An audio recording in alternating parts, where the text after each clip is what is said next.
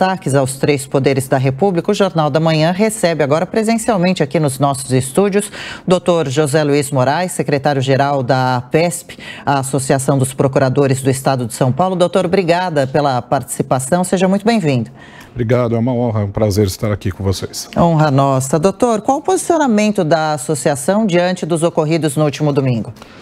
Como uma associação de advogados públicos, nós ficamos horrorizados com esses atentados à própria democracia brasileira e às instituições brasileiras, né? Os advogados públicos, eles defendem justamente as políticas públicas, o patrimônio público, e dessa forma nós nos posicionamos de forma veementemente contrária à forma com que esses ataques à democracia brasileira e às instituições brasileiras foram perpetradas neste domingo. Então, nós, como advogados públicos aqui do Estado de São Paulo, nós nos manifestamos absolutamente contrário a isso e pedimos e apoiaremos total responsabilização de todas as pessoas envolvidas nesse triste acontecimento histórico aqui no Brasil.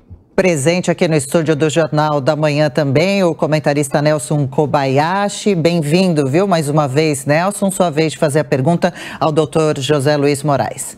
Agora sim, bom dia, Tiago, bom dia, Adriana, Mota, toda a nossa audiência, e bom dia, doutor José Luiz Moraes. Eu quero fazer uma pergunta a você que é representante dessa parcela importante da sociedade, que é da advocacia pública, que presta o serviço de defesa dos interesses do Estado, no seu caso especificamente, mas da coisa pública, né? Eu gostaria de ouvir um comentário com a sua experiência sobre a responsabilização que agora vai se imputar a esses manifestantes em relação às ofensas às coisas públicas. Nós vimos há pouco obras de arte estimadas em milhões de reais e que já temos notícia, a Advocacia Geral da União, a AGU, já designou procuradores para trabalharem, se dedicarem à reparação dos danos. Eu gostaria de ouvir com a sua experiência, com a sua expertise, qual é o comentário que você faz e a prospecção que você faz agora com a responsabilização desses manifestantes. A responsabilização de todos os responsáveis é bem diversa. Ela passa pela seara criminal, quer dizer, se essas pessoas cometeram, e algumas dessas pessoas cometeram crimes, passa por uma responsabilização administrativa, principalmente dos agentes públicos que se omitiram para coibir essas práticas, né?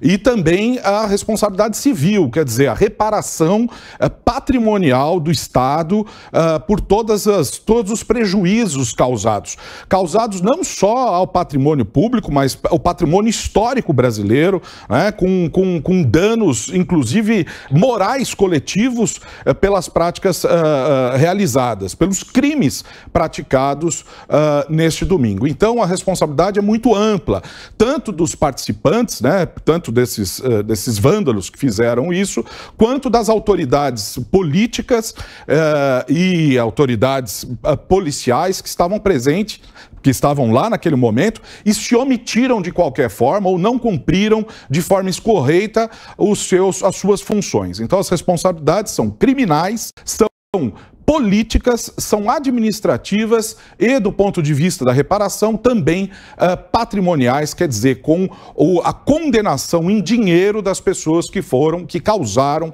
esses prejuízos para o povo brasileiro. Doutor, na sequência, a pergunta de Roberto Mota.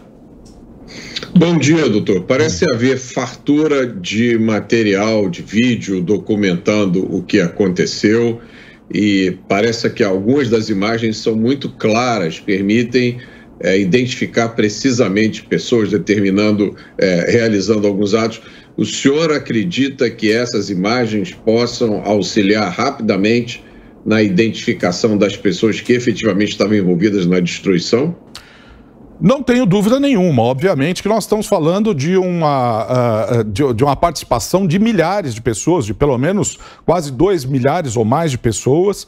Nós temos aí notícia de pelo menos 1.300 pessoas que estão sendo indiciadas criminalmente pela prática de crimes nesse domingo, mas sem dúvida nenhuma a identificação dos próprios vândalos, dos próprios manifestantes, entre aspas, ajudará muito ao poder público a identificar e responsabilizar essas pessoas. Sem dúvida nenhuma, a vaidade dessas pessoas em expor o que elas estavam fazendo nas redes sociais vai possibilitar uma responsabilização mais pormenorizada e mais personalizada de todos esses envolvidos. Mas obviamente que isso a gente consegue imaginar qual é a complexidade jurídica disso tudo, da responsabilização dessas pessoas, mas principalmente não são essas as pessoas principais que têm que ser responsabilizadas, e sim aquelas que participaram da logística e do financiamento desses atos, porque senão nós só vamos responsabilizar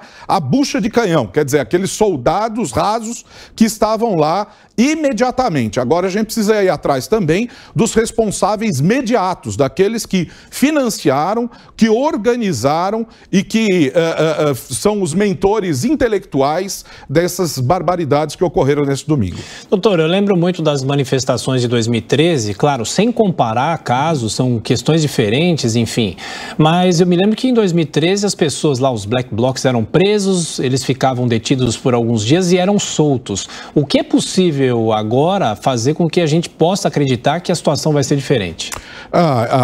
Eu acho que, inclusive, pela participação, se não efetiva, por uma omissão que ficou muito clara dos entes públicos, né? Dos agentes públicos, né? Naquela ocasião houve a intervenção do Estado, a intervenção clara do Estado, que não se mostrou suficiente, obviamente, né? Nós lembramos das cenas de destruição muito parecidas, mas os manifestantes nem sequer conseguiram entrar nos prédios públicos naquela ocasião. Sim. Desta vez, nós temos inclusive documentado por vídeo a participação e até o fomento de agentes policiais que se regozijaram, quer dizer, que aproveitaram, que estavam curtindo, entre aspas, com os manifestantes a destruição dos bens públicos. Então a responsabilidade neste caso, e que eu acho mais grave do que os próprios manifestantes, ou hoje ditos terroristas que estavam lá no local, é justamente a participação dos agentes públicos nessa destruição sem igual na história do Brasil, desse patrimônio histórico, desse patrimônio público tão importante, e não só aos prédios e às coisas públicas, mas sim às instituições públicas e democráticas que estão previstas na nossa Constituição. Não é só um atentado contra coisas públicas, mas sim contra instituições, o que é mais grave do ponto de vista penal e administrativo. E, doutora, a gente tem ouvido falar bastante nesse momento sobre terrorismo, perdão. Em qual momento essa figura jurídica é usada corretamente? Haverá essa configuração, inclusive, né? Houve uma alteração recente do Código Penal, que foi, inclusive, sancionada pelo presidente da República, à época, Jair Bolsonaro, que alterou o Código Penal, majorando e prevendo crimes com essa figura de terrorismo no Brasil, o que até então não havia de forma clara, né, aqui no Brasil. Então, é uma lei recente que nós vamos ver pela primeira vez ela ser utilizada no caso em concreto. Nós vamos ter que observar aí a forma de aplicação dessas normas pelo Poder Judiciário brasileiro. Nelson? Doutor Moraes, eu gostaria da sua avaliação a respeito agora da responsabilização entre os entes da federação, né? Porque nós temos visto já uma decisão cautelar do Supremo Tribunal Federal que determinou o afastamento do governador do Distrito Federal e do secretário de Segurança Pública. Agora nós temos visto um pedido que foi há pouco noticiado de afastamento do secretário em exercício, do próprio comandante-geral da Polícia Militar, mas ali especificamente, em especial no Palácio do Planalto, a gente teria uma certa responsabilidade concorrente de segurança com o próprio GSI, que é da do ente máximo da federação, da União. E a gente vê uma concentração especificamente contra os agentes políticos e de segurança do Distrito Federal. Eu gostaria da sua avaliação a respeito dessa parcela de responsabilidade, não só do Distrito Federal, mas também da União, em especial com o prédio do Palácio do Planalto. O que nós observamos nesse domingo foi uma calamitosa falta de preparo que pode ser absolutamente dolosa, né? Isso vai ser apurado, né? Devidamente apurado, mas que aparentemente é dolosa por parte, principalmente do Distrito Federal. O GSI tem, como o próprio nome diz, né? De uma função de segurança institucional, mas também de inteligência, o que parece que não foi compatível com a execução dos atos para a proteção do Distrito Federal. Essa sim é uma competência constitucional do Distrito Federal, do ente federativo, né, da unidade federativa do Distrito Federal, e que parece, ao que tudo indica, que houve um descumprimento total e absoluto, né, inclusive com a escolta de pessoas, né, pelo menos é o que as imagens demonstram. Obviamente que tudo isso que nós estamos falando vai ser devidamente apurado, com contraditório, com ampla defesa, mas o que ficou evidenciado pelas imagens é que houve uma negligência ou pelo menos uma omissão que pode ter sido dolosa por parte do Distrito Federal. E muito está se discutindo, né, se há a competência do ministro Alexandre de Moraes e do Supremo Tribunal Federal para o afastamento cautelar dessas autoridades. E ao que me consta, parece que sim, né, apesar de nós termos na Constituição a competência do Superior Tribunal de Justiça para julgar esses agentes, ou pelo menos o governador do Distrito Federal, há para um magistrado, e um magistrado que cuida justamente de investigações a respeito de atos contra as instituições brasileiras, o poder geral de cautela, quer dizer, um poder que é de todo magistrado, que é de afastar aquilo que pode causar dano às provas e à colheita de provas que vão fazer parte da investigação que agora se inicia a respeito da responsabilidade dos atos praticados. Estamos entrevistando o doutor José Luiz Moraes, secretário-geral da Associação dos Procuradores do Estado de São Paulo. Mais uma pergunta de Roberto Mota. Doutor, é só um esclarecimento sobre um aspecto da legislação. As informações, parece que o senhor confirmou que foram detidas por volta de 1.000 pessoas nesse evento. Como é que fica a questão da audiência de custódia? Não existe uma determinação de que cada uma dessas pessoas sejam levadas a um juiz dentro de 24 horas para que seja decidida a manutenção da prisão ou a soltura?